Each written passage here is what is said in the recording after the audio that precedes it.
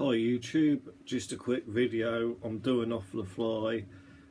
I haven't got a proper camera, so I'm just using my iPad camera, so sorry about the quality, but it's just a quick review on the everdrive X5, or basically everdrive GBA. Before, your only alternative for a Game Boy Advance flash cart was the Easy Flash 4, which at the time worked. That's all I can say. It was better than nothing, but the interface was absolutely awful. The software, you had to use specialist software to copy games from your PC, and I think it was only PC only. I don't think you could do it on a Mac for any Mac users there. Absolutely horrible interface. The early cards could only accept 2GB micro SD cards, so there wasn't very much room for ROMs on there. It was hideously slow, and I was very happy when I heard Crix, who makes the other EverDrives, which apart from the Super EverDrive, I own them all. The only reason why I don't own the Super EverDrive was because I got the SD2 stairs, which I just do feel slightly better. But then again, Crix makes those, but I don't think he designed that one. But this, I think, is absolutely brilliant. The only slight problem at the moment is with it, a couple of people have been saying on the forums, is they having SD card issues, which Crix is on holiday at the moment. Hopefully, when he comes back from holiday, he will sort that out in an OS update. My personal experience, I thought I'd put a full no intro set on a SanDisk 32GB SD card, and I put the card in and it just said it couldn't find the OS.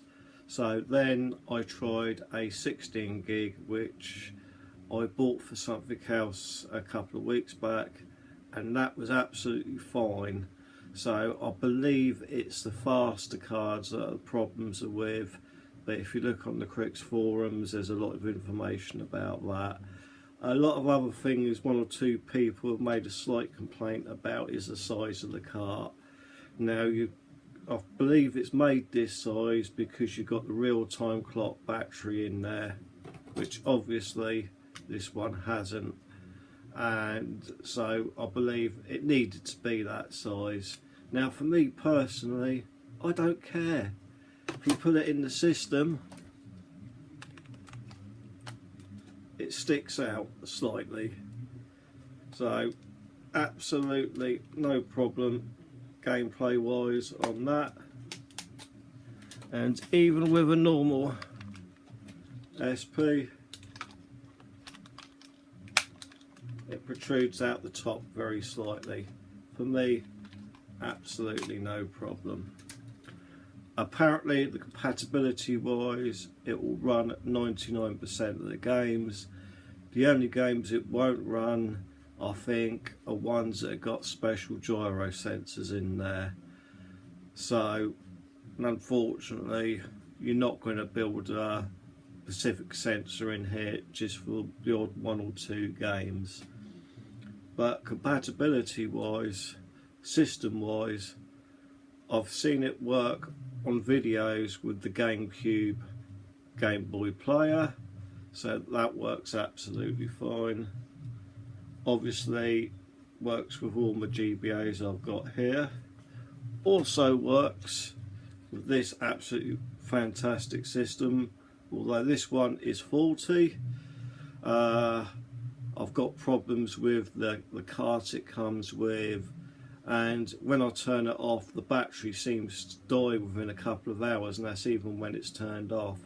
So just wait for the new one to arrive, but I've given it a full charge. Put the cartridge in,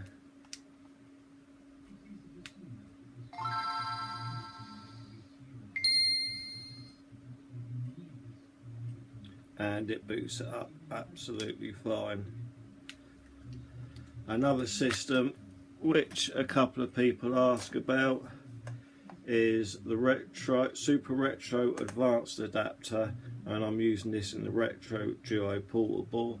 and I'll just show you the system on this, as it is a little bit bigger, but works absolutely flawlessly with this as well. And as you say, that can plug into your Super Nintendo, anything like that, and you can play it on the big screen. But it's just so easy. The loading times is absolutely fast. I just pick a game there, press start. You've got a menu up there with several options. You can play a random game. It gives you information about, you know, the said game. And I'm sure in later updates we may get cheat support. You've actually got an option to play a random game, and with a full set, that's a really good option, I find. But that is just how fast the unit is. As I say, for me, absolutely perfect, absolutely flawless. All is, to be honest, I don't think he's made a bad flash card yet. It cost me about £99. The only problem is I was very lucky. I ordered one luckily a couple of weeks ago. I was just basically browsing through the site, and luckily enough I received one about a week or two ago. Now Crooks is on holiday at the moment, but I'm sure they'll be on back order again soon, and it is well worth the wait. As I say, it's a fantastic flash card. Hasn't got the problems this one has. There was another flash card, I believe, which I did have years ago, and that was awful. I think it was a super card, and it was basically just an emulator. Now there's another video on YouTube with guys showing that you can actually put Game Boy games on that cart with an emulator.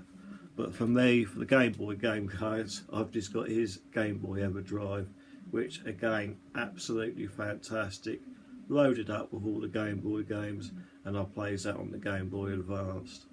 So just thought I'd let everybody know what I thought of this great product. Thank you very much.